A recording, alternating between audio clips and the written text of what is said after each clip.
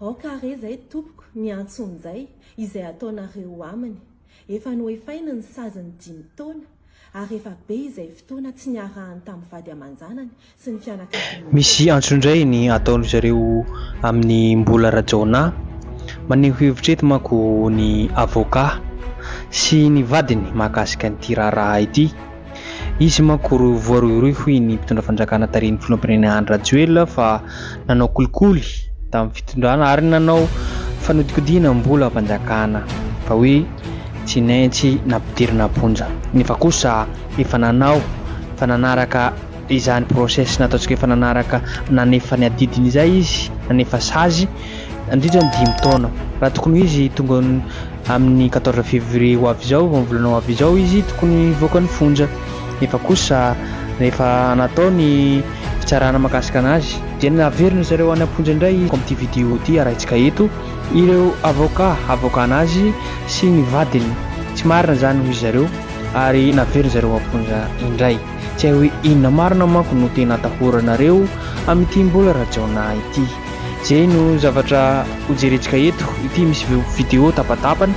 faneho-kevitra nataon'ny avoka sy ny vadiny. Mampalahelo zava-misy satria ohatrany hoe tsy manao kolikoly ve ity fitondrana ity, tsy misy kolikoly ve ity ataon'ny fitondrana ity. Ohatrany ny fomba fiteny amin'ny izao fotoana izao manko hoe valifaty politika ekena fa misy ataontsika hoe kolikoly ary izy any efa nanaraka fa nanao nanefa sazy. Nefa kosa tokony jerena kaiky ny zavatra zany fa amoronana dossier. Zay manko ny firehan-kevitra politika amin'izao dia amoronana dossier le olona efa nahavita sazinazy fa ity fitondrana ity ve atena lavrary na parfait fa tsy nanao kolikoly tsy manao kolikoly. Hitatsika zao amin'ny zavatra rehetrarehetra skandaly miseho isaky etsy sy roa fa misy kolikoly fa noho ny hoe hinamanamana na ray politika ray antoko dia tsy afaka enjehina fa izay tsy miray politika tsy ray antoko no enjehina. Koa hafahafa ny zava-misy eto amin'ny tany sy firenena fa ohatrany hoe zareo ihany no masina na tsy manao kolikoly eto amin'ny tany sy firenena fa tsy azo enjehina.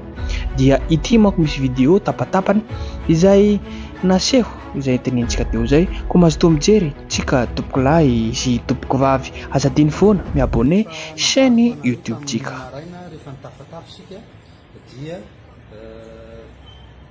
Miakatra fampanoavana eto amin'ny fitsarana baratonga voalohany teto anisa andro any dia miova kely par rapport amin'ny zavatra nolazaiko tamin'andromantseo dia tsy tentative d'évasion no nanenjehana azy fa tena évasion mihitsy, zany hoe fitsoahana ny fonjany mieritserositra. Ny circonstance tsy misy miova io zavatra nanenjehana azy io dia mbola lay resaka demande de sortie sous escorte tamin'ny 12 volana aogositra 2020 averiko ihany fa nanao fangatahana tamin'ny lehibe ny fonja mieritserositra Andriamatoa mbola rajaona mba hivoaka ny 12 faha-13 ary ny faha-14 ny volana aogositra 2020 sy 2020 voalaza ao anatin'ny fangatahana io ny antony ary averiko tsara fa io fangatahana io dia zo omeny lalàna ny olona voafonja tanteraka. Rehefa novaliny ny tokony andraikitra tao amin'ny fonja io taratasy io dia azo fahazondalana. Io hitanareo io ny fahazondalana sy ny fitomboky ny tokony andraikitra ny fonjany mieritserositra. Dia taorinan'io rehefa tonga ny ministry ny fitsarana tamin'izany fotoana zany dia milaza fa hoe fahavalon'ny fanjakana io olona io ka tokony anaovana fitoriana fa nanao évasion. Dia nanambara ny tokony andraikitra rehetra tao amin'ny fitantanana ny fonja fa ara-dalàna tanteraka ilay sortie sous escorte izay azo zany nisy ihany ny famotorana natao saingy averiko ihany raha ny fahafantarako azy dia tsy nanaiky nandray an'io dossier io ny fampanoavana teto anosy tamin'izany fotoana izany satria fantany tsara fa ara-dalàna tanteraka na ilay fangatahana na lay fahazondalana nomena na lay fivoahana satria tao anatin'lay fotoana zay mipetraka tao anatin'ty fahazondalana ty de miverina tao amin'ny fonja andreo koa mbola rajona sy ny pénitencier zay nalefa nanarabi aminazy tamin'ny fotoana androany volana janoary taona 2024 zany hoe roa taona teorina dia nampakarina fampanoavana izy ka nianjehana fa nanao évasion averiko tsara évasion zany hoe mitsoka ny fonjany eritsetosika zany évasion zany tokoa dia misy ataontsika hoe misy tetika nataon'le olona tao de tafaboaka ny fonja izy a de any izy no voasambotra amin'ty raharaha ty ilay olona zay lazaina fa nanao évasion dia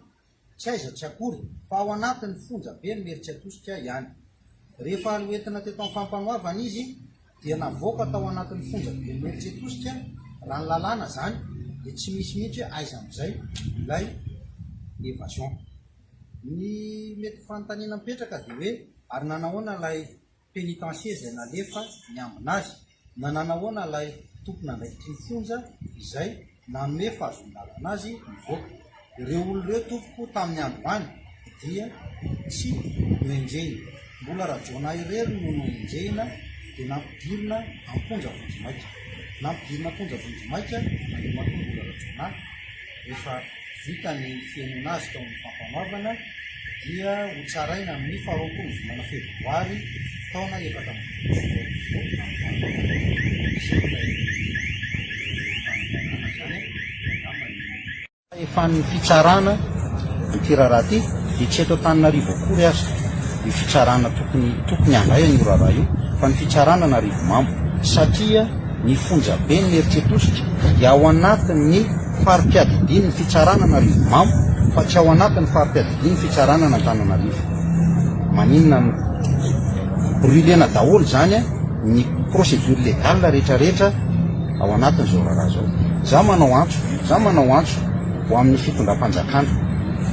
averitry foana hoe efa mandat vaovao tokony efa fiainana vaovao tsy aloha vijanona any zany ataontsika hoe alako vita tsy tiako tare zany tsy aloha vijanona any tsy efa tokony ataoko hoe fotoana fitoniana ve zao raha ijery marina ny fampandrosoana Madagasikara tsy tokony rehetrarehetra ve ny tokony hiaraka hampandroso fa misy hoe ty mahasosotra de tazoniko perpétuellement any amin'ny fonja so de mba efa fotoana zao a tokony hamadihana pejy fa tsy am'izany tsony ary za miantso a ny ataontsika hoe maro ny juriste ao anatin'ilay gouvernemanta vaovao manao antso aminareo a viraviraina sahala am'izao ve ilay fitsarana viraviraina sahala am'izao ve ny lalàna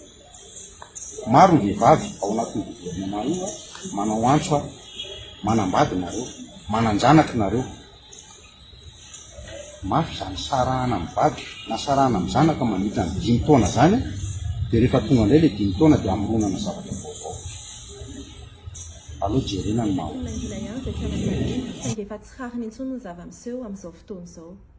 nomelohana ny vadiko noho ny famotsim-bola sy eloka teo anivon'ny fahaditsiranana ary nahasazy gadra 5 taona tranomaizina voa efa tanteraka izany saziny zany ny fa-7 ny volana febroary 2024 ary tokony hivoaka izy arak'izany amin'ny fotoana io ankehitriny anefa naray taratasy izahay fa ho déféreny izy anio noho ny raharaha tentative d'évasion ny zava-nisy dia noho ny adidy izay tsy azo nialany teo anivon'ny fianakaviany dia nangataka demande de sortie sous escorte izahay ny faha-12 ny volana aogositra 2024 ary nahazo alalana izy avy amin'ny lehibe ny fonja ka narahany mpiambina ary niverina avy hatrany indray teo anivon'ny fonja tao arian'ny fanantanterahany io adidiny io ity ny taratasy manamarina izany arak'izany tsy marina velively ny filazana fa nanao tentative d'évasion imbola rajona ary tsy tokony isy akory io déferment anio io koa miantso ny filoha Andrinirina Rajoelina ny ministry ny fitsarana Ramatoa Randriamanantena Soa Landombola Tiana sy ireo manampanahy rehetra mba handray ny andraikitra manoloana ny tsirariny ny tsy fanarahan-dalàna ary ny fanitsakitsahana ny zoma olona izay mianjady amin'ny mbola rajona.